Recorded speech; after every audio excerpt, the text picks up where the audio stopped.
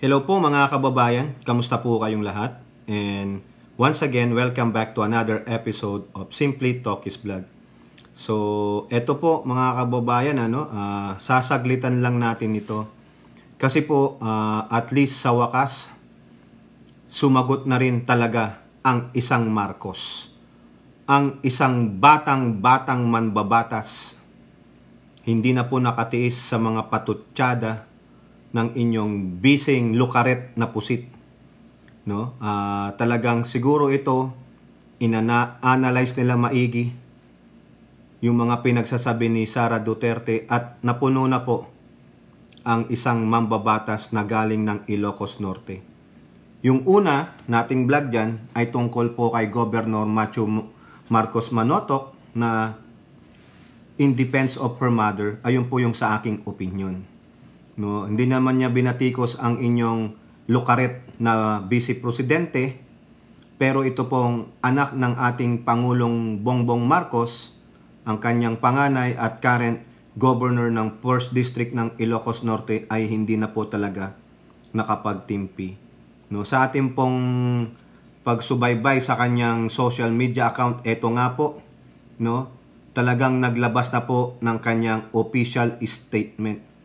No, alam naman natin na itong mga Marcoses, tulad ng sinabi ko sa inyo, hindi po talaga sila nagsasalita. Hindi sila nagbibigay ng mga statement na kung saan binabalikan po nila yung mga taong naninira sa kanila, yung mga nire-ridicule sila, ginagawan sila ng mga kwento. No, pero ito po, pagkakataon na talagang ito na, this is crossing the line, no? Talagang winawasak po sila ng isang lukaret na bising presidente ninyo. Hindi po katanggap-tanggap, no? Tayo po sumusuporta sa Marcos administration. No, minamahal po natin sila dahil nakikita natin ang pagiging professional, ang pagiging mapagkumbabang loob, lalong-lalo na ang dating former First Lady na si Imelda Marcos at ang kanyang mga anak. No, even yung sinasabing BFF ng lukaret ninyong vice presidente ay nananatiling walang pahayag sa mga patutsada ng kanyang best friend. No, pero bago po tayo magpatuloy, tayo po ay magbibigay-pugay at pasalamat sa lahat ng ating channel members, followers, subscribers, nagla-like at nagsishare ng ating mga videos, sa mga nagbi-video replay, nagsishare ng kanilang blessings, sa mga nakakasama natin sa ating mga video premiere at live streaming. At ganun din po, some special shout out sa ating mga OFWs, mga men and women in uniform, sa mga frontliners, sa ating mga guro. At mabuhay po kayong lahat sa patuloy na pagsubaybay ninyo, pagsuporta sa ating mumunting channel, and may God bless us all. Okay, ito po yung statement ng inyong kagalang-galang at panganay na anak ng ating first couple na si Congressman Ferdinand Alexander A. Marcos, no? Nandiyan po yan, no? Mababasa nyo po at pumunta na rin lang naman kayo kung gusto nyo. Mabasa nyo po ito ng buo sa kanyang official Facebook page na Sandro Marcos o sa kanyang Twitter account. Dito po, no, napakadaling intindihin ito. Well written, well thought about what he gonna say, no? Yung context ng kanyang statement, makikita ninyo that it is about time to sumagot sa mga patutsada ng inyong lukaret na biping pusit na wala namang mga katotohanan. Puro paninira lang sa pamilya Marcos, mga kababayan. So, it is so despicable. Maski na ordinaryong tao, kung napanood nyo yun, no? Siguro maski na ilan sa mga kakampi niya, hindi rin maniniwala. Tulad na lang nung pinalabas na lang deep fake video ng pagsinghot umano ng ating Pangulo sa pinagbabawal na gano'n. Karamihan din sa mga Duterte natics, hindi naniwala. They are so disgusted and flabbergasted. Bakit nila nilabas yun? Pero walang ginawa ang administrasyon, di ba? Hanggang ngayon, walang nadidimanda sa pagpapakalat ng fake video na yan. nanatiling nanahimik ang Marcos pero patuloy po eh. Tayong mga supporter o yung mga loyalista, nais na talagang lumaban eh. Kung pwede, kung gusto nila, pisikalan na lang eh. Di ba? Eh kaso hindi po eh. Nananatiling tahimik ang ating leader na si Pangulong Bongbong Marcos Jr. Pero yung anak hindi na po napigilan eh. Eto po mga kababayan, babasahin ko sa inyo, no? Medyo mahaba-haba dito. Pero titingnan natin dito yung mga matinding sinabi. Talagang hindi na nakayanan, hindi na nakapagtimpi mga kababayan. Eto po. For all this time, I have held my tongue out of respect for the Vice President given the mandate she was given and the responsibility which her office holds. Kita nyo sa simula pa lang. Kumbaga sinasabi niya, pinigilan ko lang ang sarili ko. I held my tongue out of respect. Pero yung BP ninyong lukaret hindi marunong rumispeto mga kababayan. There's no such thing as respect for this Duterte family. And how will you give them respect? Tingnan nyo tong first district congressman ng Ilocos Norte. Rinirespeto pa yung taong bumababoy sa pamilya nila. Vice Presidente, sa titulo na lang, doon tayo rumispeto. Respect the rank, not the man. Diba? O, ganun po yun. Sa mga military, ganun. Kahit anong sama nung tao, kung siya ay upper sa'yo, sa ranggo, respect the rank, not the man. Diba? Tama? O. However, as a son, I cannot stay silent while she threatens to exhume, hukayin. No? Yung tawag yung sinasabi niya, huhukayin ko ang tatay niyo. A former president and behead an incumbent one. Huhukayin yung lolo, tatanggalan ng ulo ang tatay niya. That is so despicable, that is not so acceptable coming from the Vice President itself. She should be investigated, kasuhan po yan. It's a threat to the sitting president. Besides, her bizarre temper tantrum has been condemned by a nation horrified from such display of insensitivity towards the dead and cruelty to the living. Antindi po ng mensahe mga kababayan. Nakita nyo yung sense of thought, yung train of thought na itong ating pinipitagang congressman ng 1st District. Sino ang mas ngayong may utak? Sino ang mas may pinag-aralan? Unang-una, nirirespeto ang posisyon, hindi ang tao. Alam na alam niya yan. Pangalawa, as bilang anak, sabi niya, hindi ko na mapipigilan. Parang dito tao lang. Punong-puno na ako. Kung ang tatay ko kaya yan, dito mababasa natin ito. Forget that the objects of her derision, o yung pagwawala niya, are dear to me, but I would also be remiss, yung parang may pagkukulang ako, remiss, no?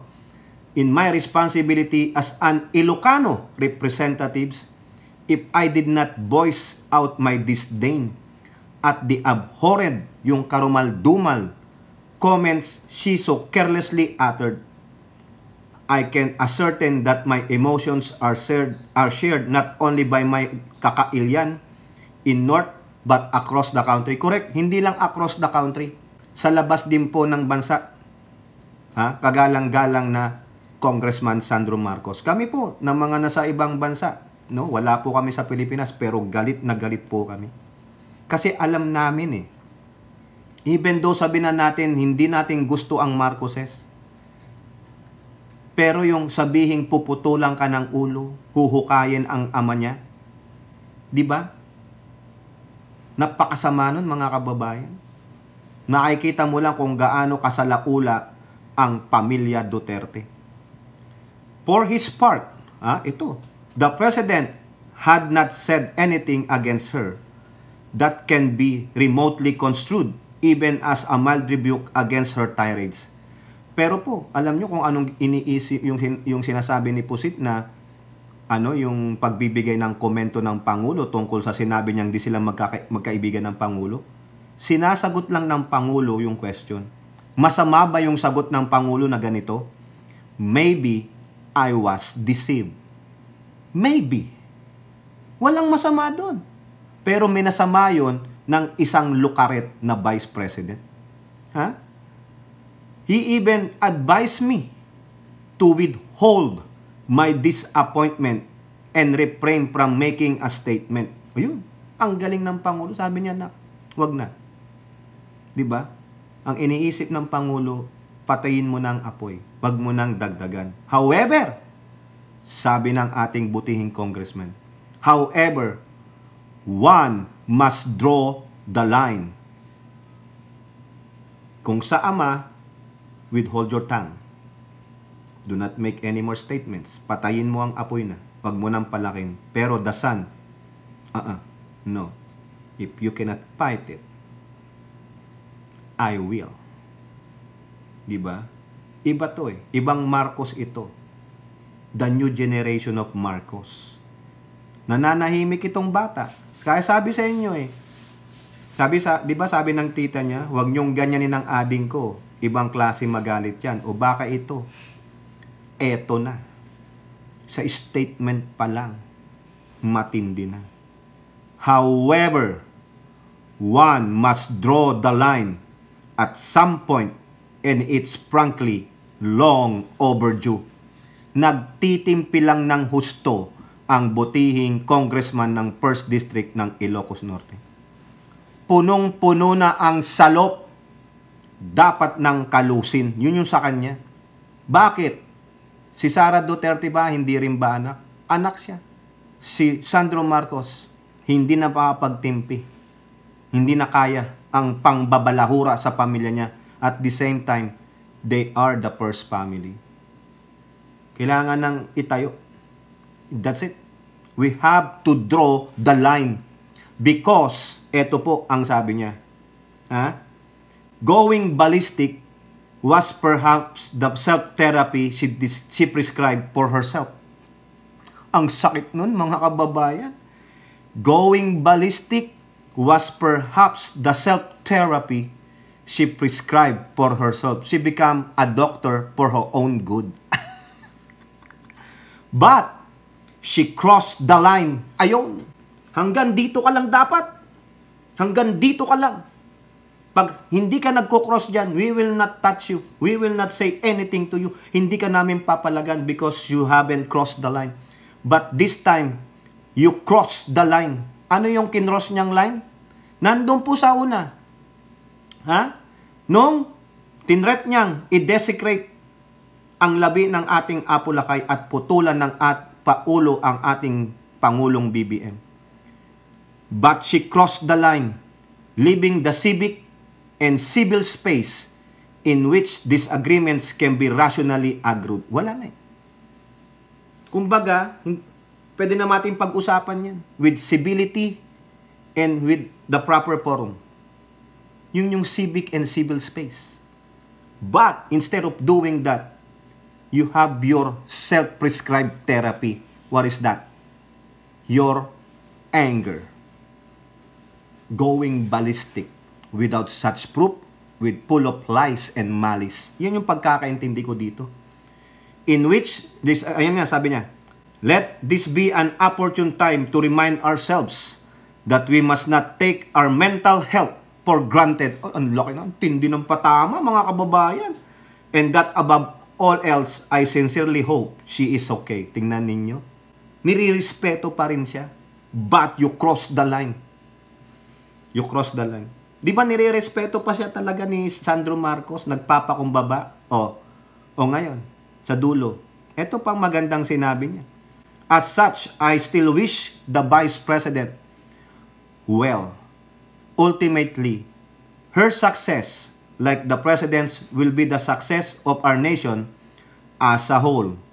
May she find the peace of mind and mental clarity that seems to be eluding her. It hurts, mga kababayan. It hurts. Minsan lang magsalita itong butihing congressman, Sandro Marcos ng 1st District ng Ilocos Norte. Pero po dito sa binatawan niyang statement, matindi po ito. This is just parang warning shot. You crossed the line. Hindi ako katulad ng magulang ko. I have my own thinking. I have my own feelings. And I cannot take it. Puno na ang salok. Pinagbibigyan ka lang. Inadvisean pa siya ng ama niya na wag na. Pero hindi. Di ba? Kung siya pwedeng magsalita, yung si Pusit o si Lucrin, bakit hindi pwede si Sandro Marcos? It's about time to put the Dutertes in the proper place. It's about time to stop the Dutertes thinking that they are above all else. They are above everyone else. Hindi po. Hindi nyo po pag-aari ang Pilipinas. Hindi kayo ang Diyos ng mga Pilipino. Hindi kayo ang pinuno lang ng mga Pilipino at ng bansa. Wala nga kayong nagawang maganda sa bansa tungkol sa sabi nyo sa Davao City lang. Davao City is just part of the country. It's not represent the whole country. Di sana kung may maganda kayong nagawa niya na bilang presidente o ano man na taga Mindanao, di sana ang unlad na ng Mindanao. Bakit hindi pinagtaunan ng pansin ng inyong ama? Hindi man lang may pagtanggol ang West Philippine Sea sa mga Chekwa. Tapos may gana kayo na masambit lang ang pangalan nyo. Di ba? Mapagsabihan kayo, ma-call out kayo ng konti, ayaw nyo. Kasi bakit? Kasiraan ninyo. Gusto nyo maging perfecto kayo? Well, nobody's perfect, biatch. Di ba? Feeling nyo, kayo lang ang magaling mamuno sa bansa. Nek-nek ninyo. Bilyong piso ang nilustay ninyo. Tapos, ito, ikaw na isang vice presidente, ginagalang ka dahil sa iyong posisyon, hindi sa bilang pagkatao mo. Alam na namin ang pagkatao mo. No? Hindi ka isang purong Pilipino. Isa kang banyaga, hap-hap ka. Tapos kung gaguhin mo ang mga Pilipino, lalong-lalo na ang mga patay, lalo na ang pinakamataas pinuno ng bansa, gusto mong giliitan ng leeg. That's not an hyperbole. That's not an exaggeration. It is a statement coming from here. Seryoso siyang sinabi yon. Di ba? Kung meron kang problema sa pag-iisip, magpagaling ka. Nakakahiya ka pong Vice President. My fellow men, no? My fellow Filipino, you have a lunatic Vice President. Nagtatago lang yan sa maskara. Sabi niya pa, drag me to hell, I will be the president of hell. Tapos magsimba. Sa bagay, even Satan commune with God. Di ba? Hypocrite lang. O ngayon, nakatikim kayo ng statement kay Sandro Marcos. He will not be sitting idly. He will not be sitting, listening to your tirades, chastising, maligning, no? Their family. No. Hindi na ngayon. Nagbabago din ang takbo ng panahon. Kaya nga minsan, di ba may climate change? Kung yun noon, mga Marcoses, tahimik lang. Tinatanggap lahat. And I believe, it's about time. Itong new generation ng Marcoses, it's about time. Mga Ilocano, kayo nga nais kayong burahin ng kapatid ng Lucaret na busy na si Baste Duterte. Nasa isang vlog po natin yan. Nais po kayong burahin ng mga Duterte sa Pilipinas, lalong-lalo na sa Norte. Papayag po ba kayo? Nasaan ang pagmamahal natin sa bayan at sa Marcoses kung patuloy lang silang bababuyin ng mga Duterte at mga minions nila? Yung iba pinagtatanggol si Supusit. Hindi. We have to put in their proper place. Kung kagalang-galang man sila because of the position, but hindi po sila kagalang-galang bilang mga tao. Ayan po, nagsalita na ang butihing congressman ng 1st District ng Ilocos Norte na si Congressman Ferdinand Alexander Araneta Marcos. Mabuhay po kayo, Kong Sandro. Nasa likod nyo po kami. Oo. Kung pwede kang ang lumaban ng presidente sa 2028, why not? Yan ang future president. Di po ba? Marcos, basta Marcos, ewan ko lang sa kanyang tita. O kayo po, ano pong inyong masasabi? Comment down below and don't forget to like and share.